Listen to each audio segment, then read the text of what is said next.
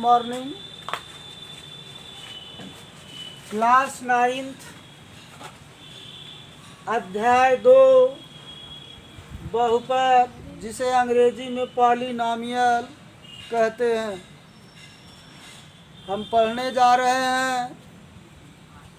लेकिन उससे पहले हम कुछ जनरल जानकारी लेते हैं।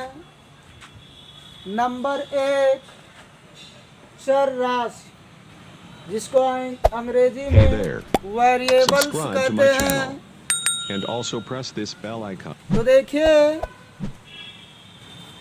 वे राशियां जिनका मान परिवर्तित होता रहता है उसे चर राशि कहते हैं,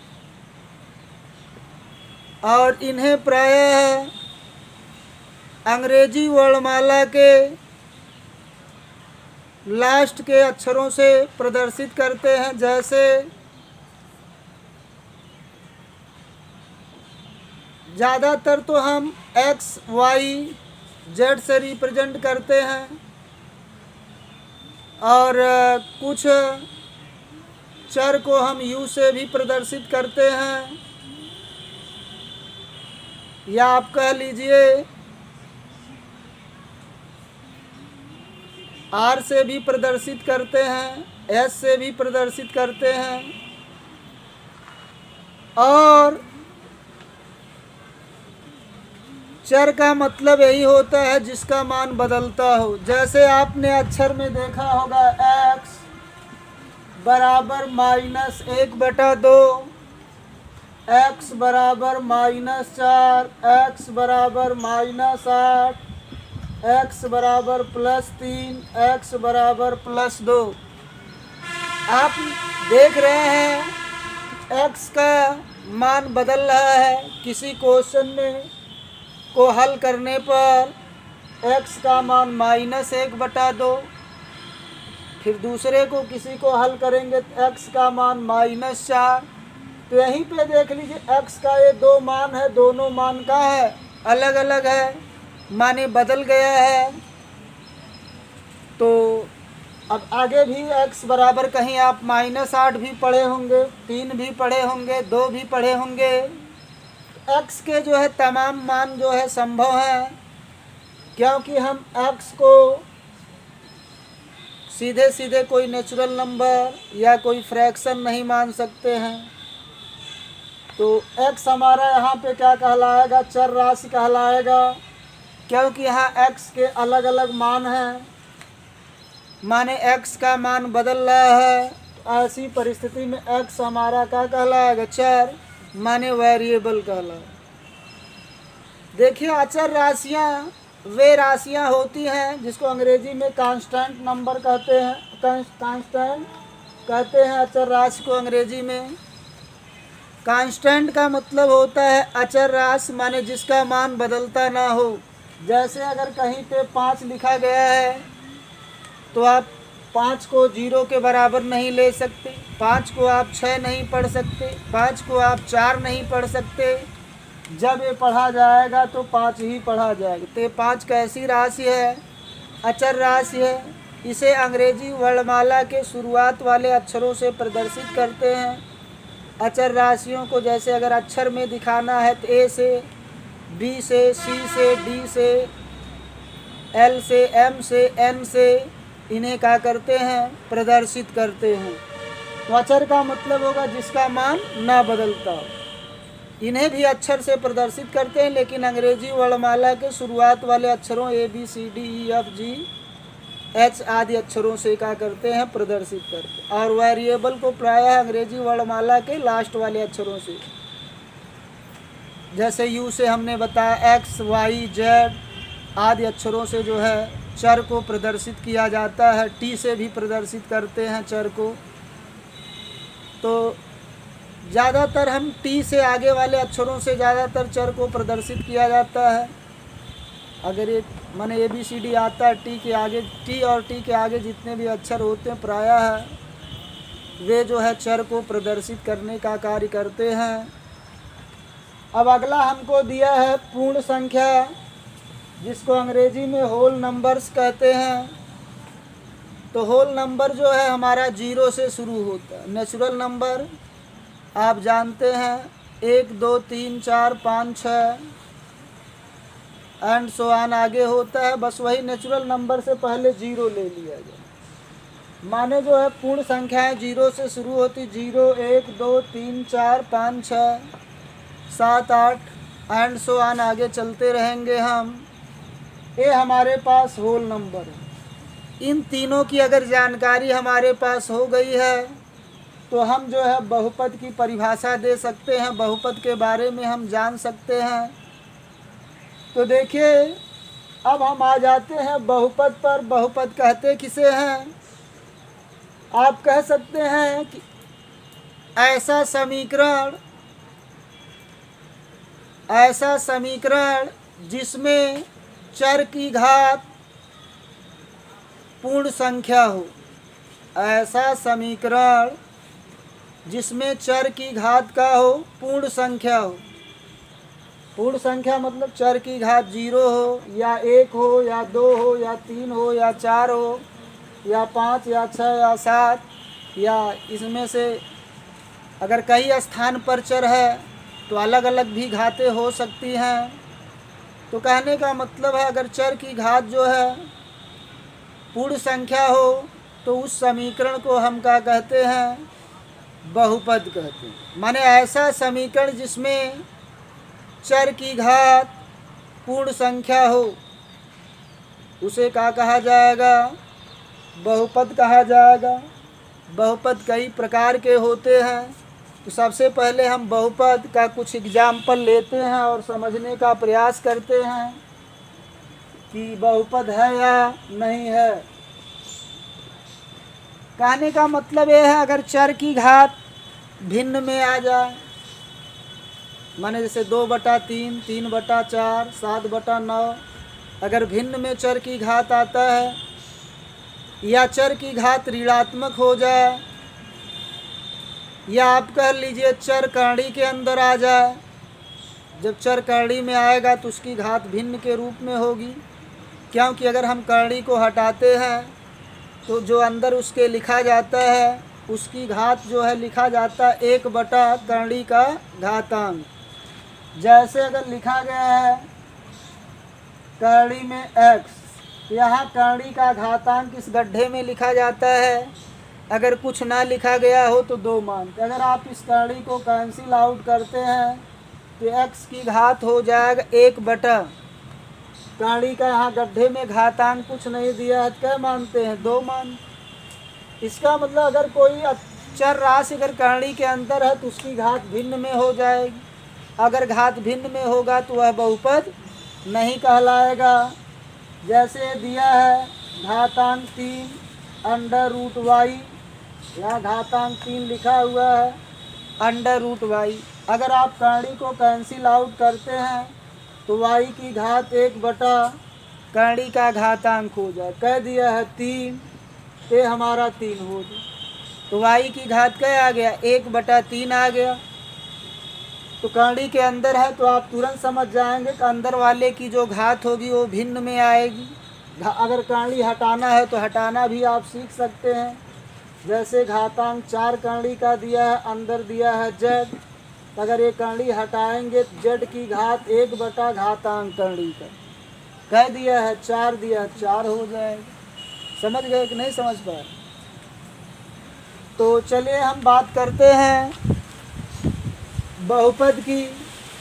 तो बहुपद में चर की घात का होना चाहिए पूर्ण संख्या हो, तो उस समीकरण को हम बहुपद कहते हैं। बहुपद कई प्रकार के होते हैं जो आगे हम स्टेप बाय स्टेप देखेंगे। तो चलिए ये हमारे पास समीकरण है x + 1/x।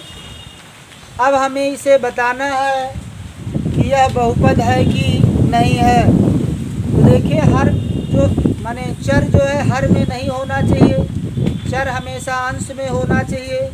तब हम उसकी घात देखेंगे कि होल नंबर है या नहीं है, माने पूर्ण संख्या है या नहीं। अगर पूर्ण संख्या रहेगा तो जो है बहुपद रहेगा। अगर आप इसको सरल करते हैं तो x हो गया प्लस, यहाँ पे x हर में है जिसकी घात 1 मानी जाएगी, घात 1 लिखी नहीं जाती है। जब इसको अंश में ले जाएंगे तो अंश में गुणा हो जाएगा और x की घात जो +1 है माइनस हो जाएगा तो लिख देंगे।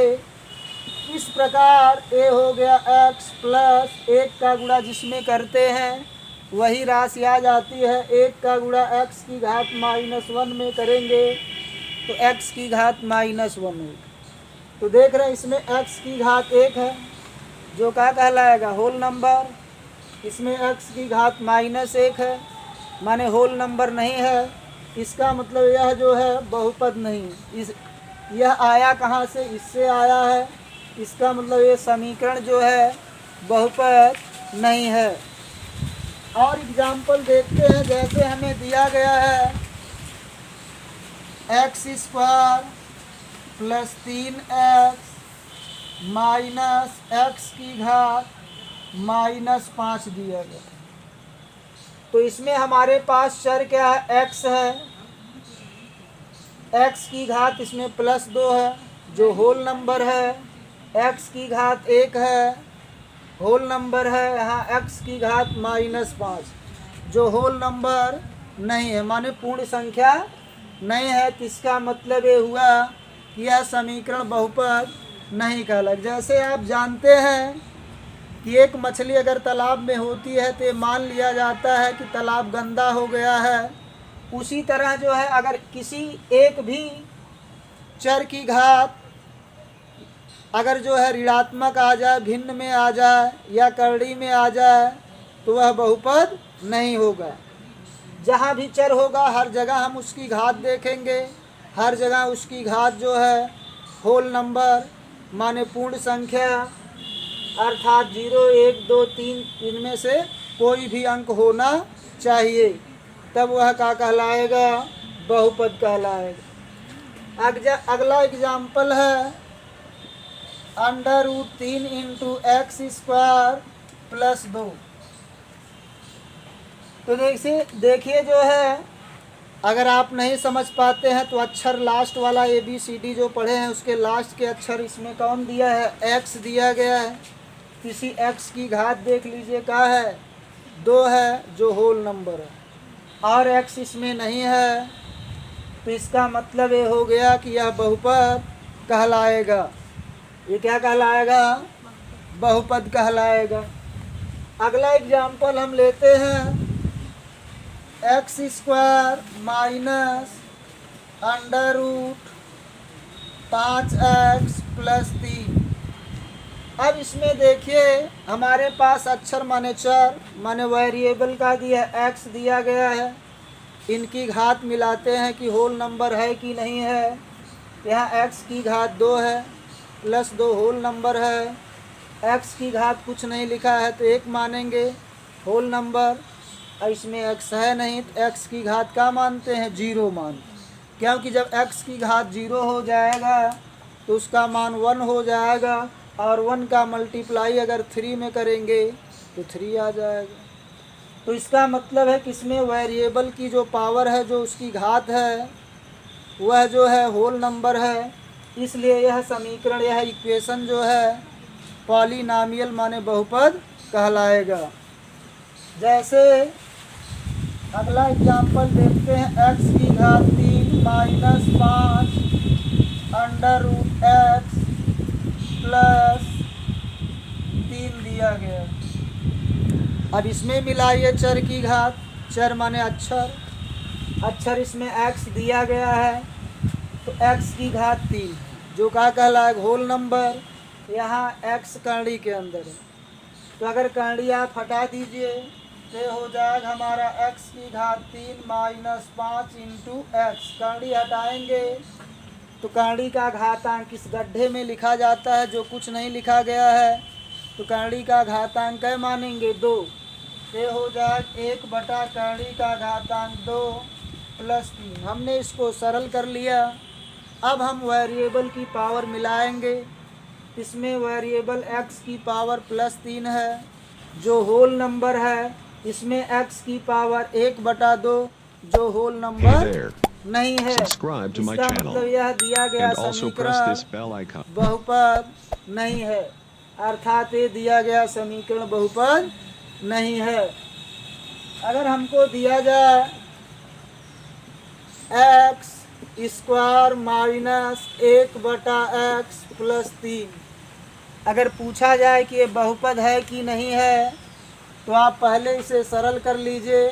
x की पावर 2 माइनस 1, ये इसकी घात 1 है। हर से अगर अंश में ले जाते हैं तो गुणा हो जाता है, घात का चिन्ह बदल जाता है। प्लस है तो माइनस, माइनस है तो प्लस, तो इसकी घात प्लस 1 है, ऊपर ले जाएंगे तो माइनस 1 प्लस 3, ये हो जाएगा एक्स स्क्वायर माइनस 1 का मल्टीप्लाई अगर इसमें करेंगे एक्स इन्वर्स में, एक्स इन्वर्स ही आएगा, माने एक्स की घात -1। -1 अगर घात है तो उसे इन्वर्स भी पढ़ते हैं हम, इसे एक्स इन्वर्स या एक्स की घात -1 प्लस 3। अब आप मिला लीजिए वेरिएबल की पावर होल नंबर है कि नहीं। एक्स की पावर 2 होल नंबर है, एक्स की पावर -1 होल नंबर नहीं है, इसका मतलब ये हुआ कि ये बहुपद नहीं है। चलिए अगला एग्जाम्पल देखते हैं। y की घात 2 minus X square Y square plus 4x square. अब यहाँ पे देखिए दो वेरिएबल है, एक y है और एक x है। तो हम जो है इसकी पावर चेक करेंगे तो y की पावर 2 होल नंबर, x की पावर 2 होल नंबर, y की पावर 2 होल नंबर, x की पावर 2 होल नंबर। इसमें वेरिएबल की पावर होल नंबर है, इसलिए क्या कहलाएगा यह इक्वेशन बहुपद माने पॉलीनॉमियल कहलाएगा। अगला एग्जाम्पल हम देखते हैं। दिया है t की पावर 2 माइनस 5/t की पावर -3 प्लस 7t दिया गया। अब हमें बताना है कि ये वेरिएबल पॉलीनॉमियल है या नहीं है। पहले हम इसे सरल कर लेंगे। ए है t की पावर 2 माइनस, ये हर में है तो अंश में ले जाएंगे, क्योंकि वेरिएबल हर में नहीं होना चाहिए, इसलिए इसको अंश में माने न्यूमरेटर में ले जाते हैं। तो जब ये हर से अंश में जाएगा तो गुणा हो जाएगा और इसके पावर का चिन्ह बदल जाएगा। t की पावर जो -3 है वह माइनस से क्या हो जाएगा, +3 हो जाएगा, प्लस 7t। अब आपका सरल हो गया, कोई भी वेरिएबल हर में नहीं है, तो ऐसी कंडीशन में हम वेरिएबल की पावर चेक करेंगे। वेरिएबल हमारा t है जिसकी पावर का है +2, माने 0 और गिनती होना चाहिए पावर, वही होल नंबर है। 0 के साथ अगर गिनती को गिना जाए तो होल नंबर हो जाए। ये होल नंबर है, इसमें भी t की पावर 3 है, होल नंबर है, इसमें t की पावर कुछ नहीं दिया तो 1 मानते हैं। 1 भी हमारा होल नंबर है। इसका मतलब यह जो इक्वेशन हमारे पास है, इक्वेशन माने समीकरण, यह जो समीकरण हमारे पास है यह क्या कहलाएगा, पॉलीनॉमियल अर्थात बहुपद कहलाएगा, माने ये ऊपर वाला समीकरण बहुपद है।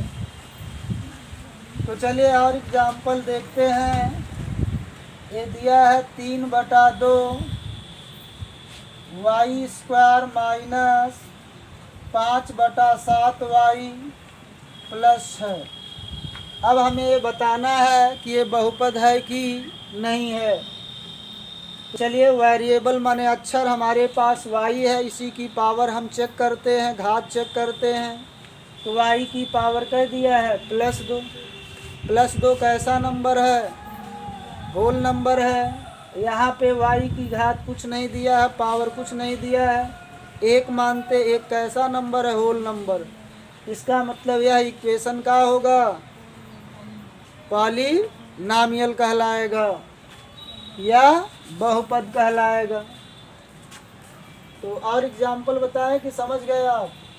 माने हमें अक्षर की घात देखना है, जैसे यहाँ पे दिया है ax² plus bx plus c। तो इसमें देखिए अक्षर तो 4 हैं, a भी अक्षर है, b भी अक्षर है, c भी है, और एक अक्षर x है। तो हमने बताया कि अचर राशियों को माने कांस्टेंट टर्म को हम जो है या अचर पद को हम अंग्रेजी वर्णमाला के शुरू वाले अक्षरों से क्या करते हैं, प्रदर्शित करते हैं। जैसे ए से, बी से, सी से, डी से, इनसे कभी भी जो है चर राशियां जो है रिप्रेजेंट नहीं होती हैं। बहुत रेयर केस में मिलेंगे, जो अगली क्लास में हाई लेवल में मिलेगा। आपके लेवल में ए बी सी ये सब हमेशा किस राशि को रिप्रेजेंट करेंगी, अचर राशि को। इसमें ए बी सी हमारे पास अचर राशि, और x हमारा क्या होगा, चर राशि होगा, जिसकी पावर का दिया है +2। +2 का है, होल नंबर है। इसमें x की पावर कुछ नहीं दिया, +1, जो का कहलाएगा होल नंबर। तो इसमें वेरिएबल की पावर का है, होल नंबर है। इसलिए जो है यह इक्वेशन माने यह समीकरण का कहलाएगा, पॉलीनॉमियल माने बहुपद कहलाएगा। दिया है 1/a y² plus 1/b y plus 1/c दिया है।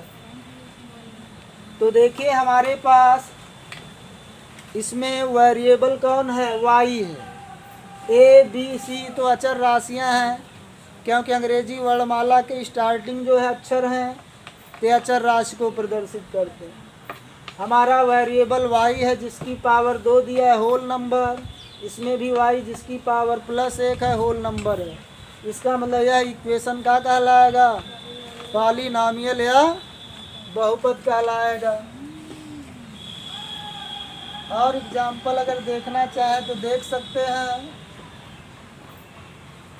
समझ गए, समझ गए ना। अगर ना समझ पाए हो तो बताइए, और एग्जाम्पल बता दिए जाएं। तो चलिए अब हम जान लेते हैं गुणांक, जिसको अंग्रेजी में क्या कहते हैं, कोफिशिएंट कहते हैं। गुणांक को अंग्रेजी में क्या कहते हैं, कोफिशिएंट कहते हैं। और नमवे है गुणांक, माने गुणा धन अंक, माने गुणा वाला अंक। गुणांक का मतलब गुणा वाला अंक या सटा हुआ अंक आप कह सकते हैं। तो देखिए हमारे पास 5x लिखा हुआ है। क्या लिखा हुआ है, 5x, या इसे 5x भी बोलते हैं।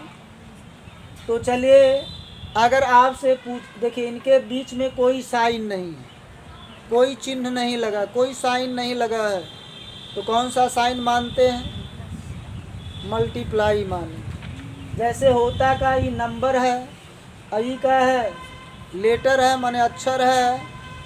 तो नंबर और लेटर के बीच में अगर कोई साइन ना लगा हो तो मल्टीप्लाई मानते, माने गुणा मानते। माने अंक और अक्षर के बीच में कोई अगर चिन्ह नहीं लगा है, कोई साइन नहीं लगा है, तो क्या मानते हैं, गुणा मानते। कि यहाँ कोई साइन नहीं तो गुणा मानेंगे। तो अब जो है 5 का गुणांक पूछा जाए तो 5 में क्या सटा है, x। 5 का गुणांक x कहलाएगा। अगर x का गुणांक पूछा जाए तो 5 कहलाएगा। जैसे दिया गया है -3y, अगर जो है 3 का गुणांक पूछा जाए तो जितना बचा हुआ वही गुणांक होगा। 3 निकाल लिया जाए तो क्या बचा, -y। तो 3 का कोफिशिएंट का हो जाएगा -y। अगर y का पूछा जाए, किसका पूछा जाए, अगर y का गुणांक पूछा जाए तो y को छोड़ दीजिए, शेष जितना बचता है वो ले लीजिए। तो y का गुणांक क्या बचा? -3। तो y का कोफिशिएंट क्या हो जाएगा? -3 हो जाएगा। यदि आपसे ये पूछा जाए 3y का कोफिशिएंट तो क्या बचेगा? माइनस, अब एक सबका फैक्टर होता है, एक सबका गुणनखंड होता है, तो ओनली हम साइन नहीं बताएंगे, इसको बताएंगे -1, क्योंकि 1 का मल्टीप्लाई इसमें करेंगे तो यही आएगा। तो इस 3y का कोफिशिएंट क्या आ जाएगा? -1 आ जाएगा। और अगर जो है -1 का पूछा जाए, 1 आप मानते ही हैं, ये -1 हो गया, तो -1 का कोफिशिएंट क्या हो जाएगा? 3y हो जाएगा। और गुणा में जितने भी अक्षर, अंक या शब्द लिखे हों वे सभी जो है एक पद माने जाते हैं। कै पद माने जाते हैं? गुणा में चाहे जितने अक्षर या अंक लिखे हों सभी एक पद माने जाते हैं। एक चीज़ हमेशा ध्यान दीजिए, अक्षर और अंक के बीच चिन्ह नहीं है तो गुणा मानते, लेकिन जैसे अगर अंक लिखा है और इसके बीच कोई चिन्ह नहीं है तो कोई चिन्ह मानते भी नहीं। जैसे ये 5 है अंक और ये 7, इसके बीच में कोई चिन्ह नहीं है तो हम कोई चिन्ह नहीं मानेंगे, इसे हम 57 पढ़ेंगे। समझ रहे हैं ना? तो अंक के बीच में अगर कोई साइन नहीं लगा है तो हम कोई साइन मानेंगे भी नहीं। अक्षर और अंक के बीच में अगर साइन लगा है तो साइन मानेंगे, नहीं लगा है तो गुणा मानेंगे। जो साइन लगा रहेगा वो मानेंगे, नहीं लगा है तो फिर गुणा। चलिए अगला एग्जाम्पल लेते हैं, -7xy। अब देखिए आपसे पूछा गया है y का गुणांक, इसका गुणांक y का, तो y को यही छोड़ दीजिए। अगर y को निकाल दिया जाए तो बचेगा क्या? -7x। तो y का गुणांक क्या कहलाएगा? -7x। अगर x का गुणांक पूछा जाए तो x कैंसिल आउट हो जाएगा, -7y हमारा हो जाएगा। अगर 7 का गुणांक पूछा जाए तो -xy हो जाएगा। अगर यहाँ 1 तो मानते ही हैं तो -1 का गुणांक पूछा जाए तो 7xy हो जाएगा। तो समझ पाए बात को? अगर हम 7x का गुणांक पूछते हैं तो 7x का गुणांक क्या बचा? -y। जो बचेगा वही गुणांक हो जाएगा, -y बचेगा, -y हमारा गुणांक हो जाएगा। अगर xy के गुणांक की बात की जाए क्या बचेगा? -7 बचेगा, तो -7 हमारा गुणांक हो जाएगा। जैसे हमें दिया है -5x² yz। अगर x² का गुणांक पूछा जाए तो -5yz। जिसका पूछा जाए उसे छोड़ दीजिए, जितना बचेगा वही उसका कोफिशिएंट माने गुणांक हो जाएगा। y का कोफिशिएंट -5x² z हो जाए, z का कोफिशिएंट -5x² y हो जाए, yz का कोफिशिएंट -5x² हो जाए। yz का पूछा गया ना, यही बचेगा -5x²। x² yz का कोफिशिएंट पूछा जाए तो -5 हो जाएगा। अगर 5x² yz का कोफिशिएंट पूछा जाए तो -1 होगा। क्या होगा? जैसे लिखा है -y। अब y का गुणांक बताना है, इसका कोफिशिएंट बताना y का, तो तो क्या बचेगा, माइनस, चिन्ह डायरेक्ट बताएंगे नहीं, एक ले लेंगे क्योंकि एक सबका फैक्टर माने सबका गुणनखंड हो। तो वाई का गुणांक और एक का गुणांक माइनस वाई हो जाए। एक इसमें है नहीं, एक मानते ही है, बचा क्या, माइनस वाई बचा। एक का गुणांक माइनस वाई हो जाए। तो इस प्रकार जो है गुणांक समझ पाए कि नहीं समझ पाए। अगर किसी का गुणांक बताना बता लेंगे ना। चलिए इसमें बताइए जेड का गुणांक, जेड में किसी का गुणा नहीं है, क्या मानेंगे, एक। तो जेड का गुणांक क्या हो जाएगा, एक। वाई का गुणांक कुछ किसी का गुणा नहीं है, जब किसी का गुणा नहीं होगा तो क्या सपोज करते हैं, एक मतलब 1। वाई का गुणांक 1 माने वाई का कोफिशिएंट 1 हो जाए। इतना समझ पाए आप।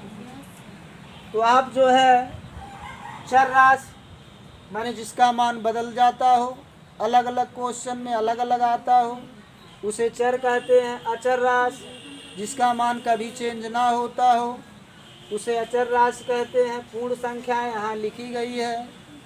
0 से अगर आप नेचुरल नंबर को स्टार्ट करते हैं तो क्या हो जाएगा, पूर्ण संख्या हो जाएगा। और आप बहुपद, आपको हमने बताया कि ऐसा समीकरण जिसमें चर अंश में हो, ऐसा समीकरण जिसमें चर अंश में हो और उसकी घात माने चर की Hey there. होल नंबर में Subscribe से to my channel. माने होल नंबर And हो, also press this चर की bell घात icon. क्या हो, होल नंबर हो। तो उस बहुपद को हम माने उस समीकरण को क्या कहेंगे, बहुपद या पॉलीनॉमियल कहेंगे। चलिए अब थोड़ा से हम आगे पढ़ने जा रहे हैं। इसके प्रकार